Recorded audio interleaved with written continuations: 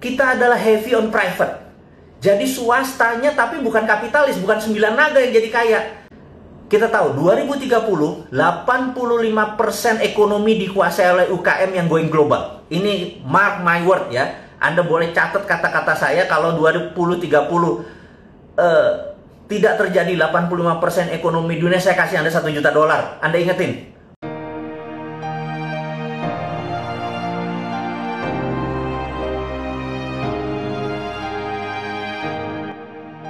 Dunia seperti apa sih yang kita hadapi saat ini? Kita kalau nggak paham, kita gelegean gitu ya, memahami ini Cina mau ngapain, toto yuan, toto punya renminbi, toto punya digital money. Terus kita kayak kagum, wah hebat ya. Terus kita Amerika dengan kapalnya, wah hebat ya. Kita gumunan gitu ya. Ketidaktahuan kita ini membuat kita kadang-kadang naif bahwa ada dangers di antara ketidaktahuan itu. Nah, saya mau menceritakan lagi bahwa Amerika adalah negara swasta. Sahabat semua, Amerika adalah negara swasta. Jadi negara swasta itu heavy on private. Cina adalah negara yang heavy on government. Semuanya pemerintah gitu ya. Nah, Indonesia ini heavy on, nah Anda jawab sendiri, Indonesia tuh cenderungnya kemana? Jadi kalau dilihat apa-apa searahnya pemerintah gitu, bangun jalan tuh pemerintah, rakyat cuma suruh keprok gitu ya. Ini udah selesai rakyat, udah selesai keprok gitu. Kita ini heavy on government. Kita meniru Cina. Nggak enak lagi gue nyebut Cina mulu nih. Cinanya Tiongkok ya, bukan Cina bangsa, bukan Cina ras. Ini harus diingetin. Saya nggak anti sama Cina, saya nggak anti sama ras Chinese. Sekali lagi, saya anti sama Tiongkok yang komunis. Paham ya? Clear ya? Ini harus saya lurusin lagi. Jadi kalau saya ngomong Cina, itu bukan ras. Kalau Anda turunan Chinese, udah 3 generasi di Indonesia, paspor Anda hijau, Garuda Pancasila di depannya, Anda saudara saya. Selesai. Dah. Gitu ya. Tapi kalau miring Cina itu, bahkan kadang-kadang bukan orang Cina yang miring ke saudara saya yang Cina, malah suku-suku tertentu di sini yang oportunis, yang mepet-mepet ke Tiongkok itu yang oportunis. Amerika adalah negara swasta, gitu ya. Jadi mau tahu sejarah, kita tahu di tahun 1900 orang kaya Amerika yang namanya JP Morgan, terus dia masuk di dunia GE, dia membeli Thomas Alva Edison, dia dibikin GE bareng sama JP Morgan. Kemudian ada Rockefeller yang mempunyai Stanford, kemudian ada John Paul Getty, kemudian ada Vanderbilt yang rajanya kereta api, kemudian siapa lagi? Ada Andrew Carnegie, Anda tahu Andrew Carnegie, one of the richest man in the world saat ini. Nggak ada apa-apanya yang namanya si Bill Gates atau Warren Buffett, karena kalau kekayaannya dihitung pakai zaman sekarang 5 kali kekayaannya Warren Buffett saat ini gitu ya. Setelah Perang Dunia Kedua, Amerika baru menggunakan printing money dengan New Deals-nya, akhirnya negara Amerika lebih kaya dari swastanya. Jadi sahabat semua, saya cuma mengingatkan bahwa swasta Amerika tuh berkompetisinya sama negara Amerika gitu ya. Karena itu di sana kalau sekolah tuh ada 2. Sekolah Ivy League, ada Cornell, ada Columbia, ada Harvard, MIT dan lain sebagainya. Begitu lulus biasanya menjadi anteknya globalis di Wall Street atau menjadi globalis. Kalau mereka belajar di seperti di Illinois University, apapun lah, Chicago juga nggak nyampe ini, mereka ini paling jadi pegawai World Bank, IMF, atau bankers gitu ya. Anda harus mengingatkan ini 2 ini. Nah, Wall Street ini saat ini menguasai mungkin 60% kekayaan dunia. Jadi Tencent di situ, Alibaba di situ gitu ya. Ini kita mau melihat how the world work, bagaimana cara dunia bekerja. Jadi Anda paham apa yang terjadi. Nah, sewaktu Trump menyatakan akan menutup Wall Street, itu dia mengancam globalis sebenarnya, supaya lo jangan sama Demokrat, lo sama gua gitu ya. Nah, kita itu skenarionya. Nah, kita balik ke China saat ini. Akankah terjadi perang di Laut Cina Selatan? Gitu. Resikonya adalah pantai timurnya Cina rata, tentara Amerika habis, gitu ya. Menurut saya Xi Jinping adalah pedagang, Trump adalah pedagang, menurut saya tidak perang. Ingat, walaupun tidak perang, Indonesia harus ambil posisi. Saya tadi pernah, kemarin saya pernah bilang, ada tanya 4L apa gitu ya, ya habis pundak, lutut, apa 4L-nya? Ya lanjutin gitu ya. Oke, jadi saya menyatakan bahwa Indonesia saat ini tidak ngambil posisi, dan itu salah.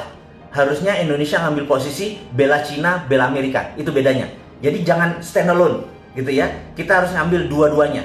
Jadi ngambil Amerika, ngambil Cina dengan choking point. Saya ulangi lagi. Choking point adalah Selat Malaka yang paling sempit, di mana waktu dulu Sriwijaya, Hang Tuah, Hang Nadim segala macam menguasai selat ini, Indonesia berjaya secara maritim. Hampir 600 tahun kita berjaya secara maritim. Dan choking point saat ini lost control. Kata kita tidak mengontrol choking point. Kalau saya jadi pemerintah Indonesia saat ini, choking point-nya diminta Cina sama diminta Amerika, jawabannya adalah yes, saya kasih ke Amerika. Kalau Amerika memberikan saya 5 tahun pinjaman IMF tanpa bunga, saya minta list yang nggak mungkin Amerika tentuin.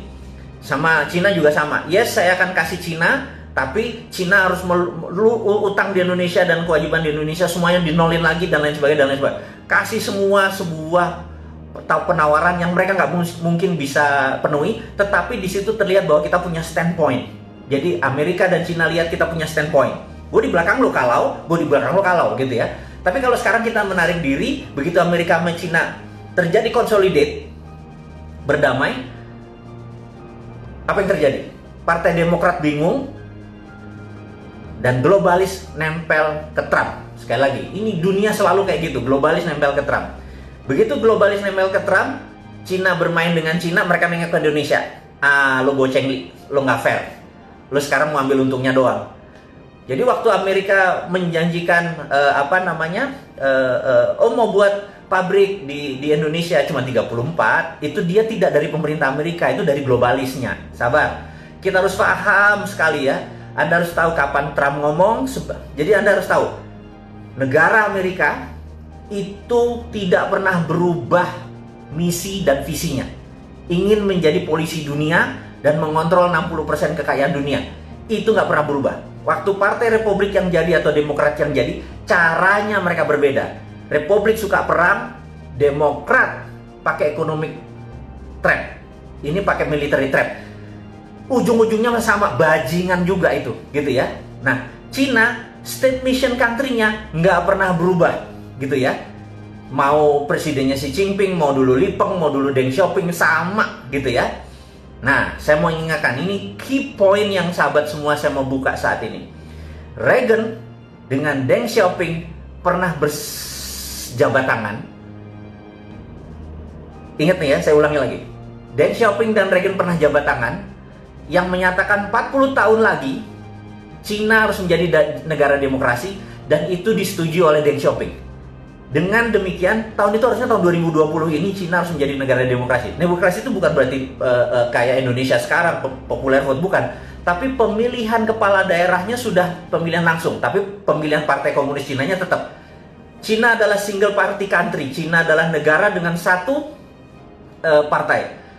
Dan di dunia ini ada 7 negara yang single party. Seperti Meksiko juga single party. Jadi Anda jangan kaget-kaget ya kayak gini.